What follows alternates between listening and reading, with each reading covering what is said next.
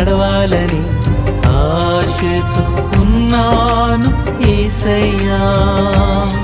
నీతోనే నేను ఉండాలని, నీతోనే నేను నడవాలని ఆశతో ఉన్నాను యేసయ్యా.